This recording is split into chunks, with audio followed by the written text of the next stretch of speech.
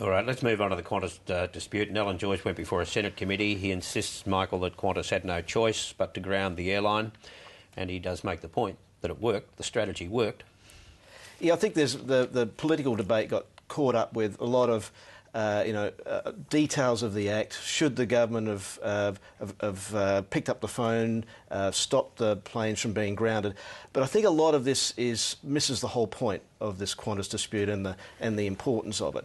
That we're really what's happening is that both sides of politics are leading us back to our old style industrial relations, where the union is now allowed to, under the Act and under what's happened previously under the Act, to, as they say, slow bake a company, take all sorts of hit and run guerrilla action against a company over a long period of time, bleed it to death and hurt it, and the company can't really take any action against that. And in Qantas's case, what it's supposed to do is to concede to demands that would fundamentally weaken the company and not allow it to cut its cost base, which Qantas needs to do to set up to get its international operations going. You say that the company is not able to take any action, but that's patently untrue from what's just happened. The only action they can take is to take the nuclear option of having a lockout, which then brings in the old style where the industrial umpire, the old Industrial Relations Commission, comes in and makes a determination. That's the old style. Unions take action against the company, ambit claim, goes off to the Commission, and you get to split the difference. So I think in the middle of really all this Euro crisis we've got going on and sort of an unstable global financial environment, Australia is now going backwards on one of the key reforms of the 1980s reform period, as you well know, Barry. Sure, yeah, that's the bigger picture, but did Qantas have a choice? Well, what about a heads up to the government a little bit earlier? Let the government know in precise terms what they had in mind and give them 24 hours to think it over before they instigated. Well, they could have done that, and they also could have gone to the Commission prior to taking the action that Alan Joyce took on the Saturday afternoon of grounding the fleet and proposing a lockout of the staff. They could have gone public with a threat to ground the fleet. They could have gone to the... it was obvious watching Doug Cameron's cross-examination or questioning of Alan Joyce in the Senate on Friday that all of the conditions that Alan Joyce said had been met for him to take that decision on Saturday were there, and he could have gone to the Fair Work Australia and said, all these things are happening, they are putting such an unbearable burden on the company that if you don't step in and sort this out, we will be forced to ground the planes. He didn't quite agree with Doug Cameron, but I think Doug Cameron made a very compelling case. I think this is all coulda, woulda, shoulda sort of stuff.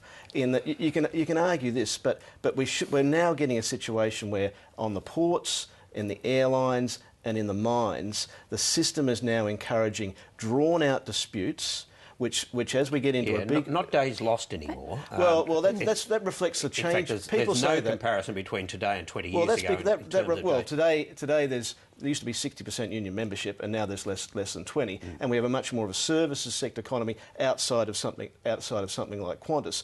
But still, in key parts of the economy, the ports, the airlines, the mines, and we're now going into this massive mining investment boom. I think it's a very worrying aspect that we're going back into old-style industrial relations, which we thought we'd put behind us. On the politics of it, Misha, and there was both sides were accusing one another of partisanship.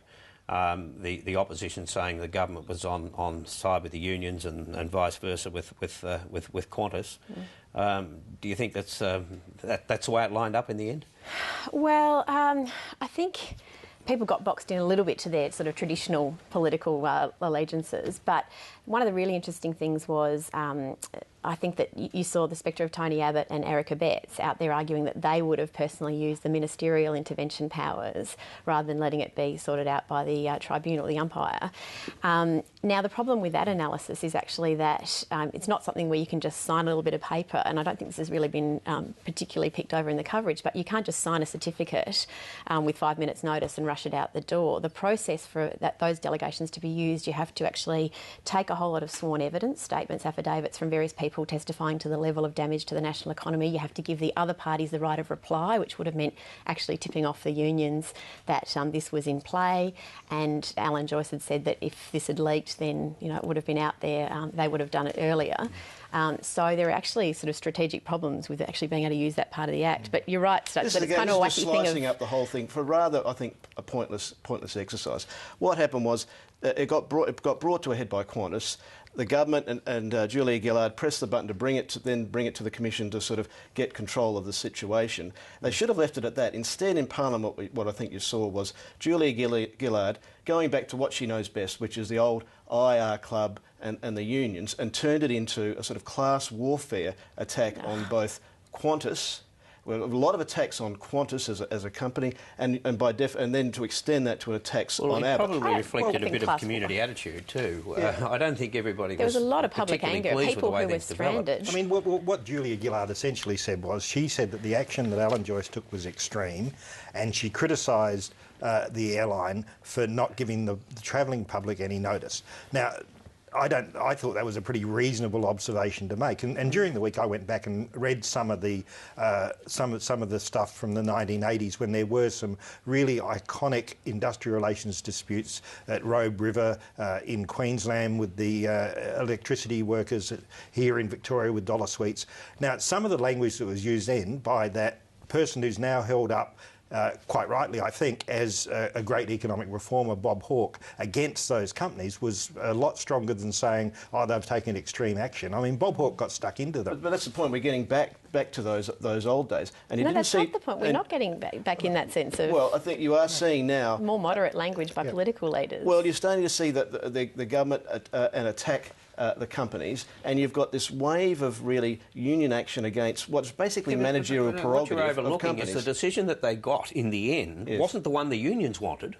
No, they had to do that. They got forced in a position where they had to do something because the unions basically wanted only a suspension. But they didn't find a solution that suited the unions. No, the government's position sided with the Qantas company had to press the nuclear option to get this thing brought to a head. They didn't have to press the nuclear option. Well, otherwise they would have left themselves exposed to, after 21 days, the slow bait continue, and the system would allow then to and you're talking about, there was a lot of disruption for a day, but we've been having disruption over months of and very uncertain as to when it would occur, with planes being stopped, interruptions, and this would have continued on until Qantas agreed to concede to a basic workplace arrangement with contractors that is basically uneconomic, and ultimately could mean the end of the airline. But we don't actually know that, Stutch, because what wasn't clear and what the Commission the Fair Work Australia people didn't rule on in precise terms is if just the threat of the company doing that would have been enough to trigger the national economic damage